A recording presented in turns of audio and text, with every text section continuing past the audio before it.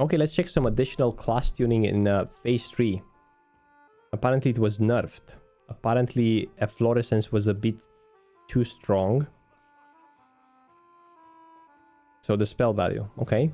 The hunter has the traps modified, and I'm not entirely sure what this means.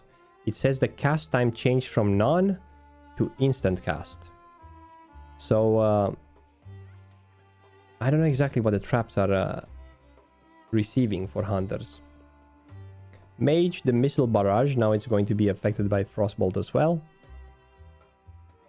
But it was already frostbolt here. They just changed the order.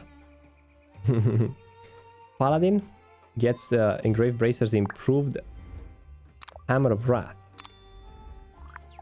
The cooldown of Hammer of Wrath is reset each time it's damaged an enemy below 10% health.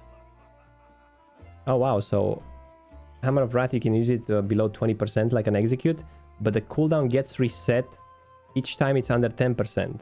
That means it's going to be an execute phase for paladins once the boss reaches 10%. Interesting. Let's see how much it costs though in terms of mana. But also it can be great in PvP, because you're gonna have like that, definitely once it's under 20%, you can use twice in a row the Hammer of Wrath. So now it's always going to kill the enemy. Until you run out of mana, definitely. For Priest, we have a mod here to engrave Void Zone, which I think it's kind of a nerf. No, it's a buff.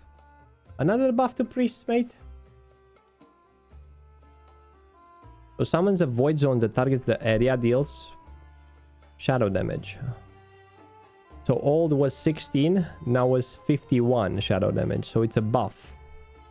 Oh boy, is this supposed to be like an AoE thing for priests? Stay away from priests, boys. Oh my god. Warlock, engraved boots Shadow Flame.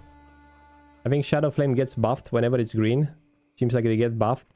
And when it goes from 64 with 226, that seems like a huge buff. So I think Blizzard wants people to use Shadow Flame. I guess it should be good for tank AoE tanking. That's what they're looking for. NPC abilities, Demo Shout. Okay. Those are the same things basically. Interesting. Let's move to the next thingy. Additional item tuning in phase 3, data mining, Season of Discovery. Let's see what else we have here. Apparently the Blood Moon event has retuned some of their items. The attack power has been modified from 78 to 114, which is the most noticeable one. Right here. Or the attack power for the Druid Mace. Then we have the staff also getting like a lot of attack power too. Level restriction on procs. Wait, what is this? Blizzard has adjusted a few items, powerful procs like the Mechatorque Arcano Shredder. Works only on enemies level 45 or lower. Oh, wow. So it doesn't work on level 50 enemies. That's kind of interesting. Why would you do that, man? Because people won't use...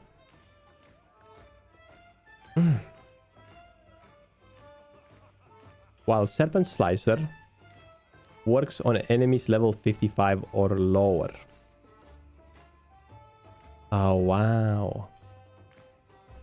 So only the ones that increase the raid damage, it seems like. This one will increase holy and nature damage by 8% for 20 seconds. And the Mechano Shredder would increase all spell damage taken by 6 for 20 seconds. Okay. Enchanted Sigil Living Dream buff.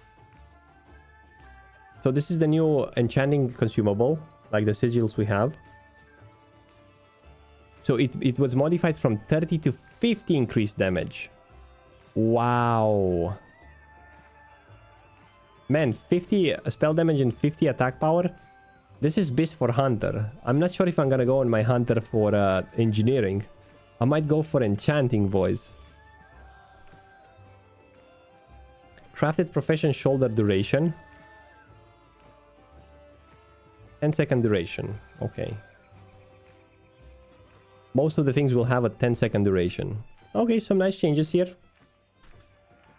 And here we have rewards by reputation for Emerald Wardens. Emerald Wardens is going to be a new faction in Phase 3, which is going to be probably able to level it with the new event Wardens of Nightmare, or Nightmare thingies.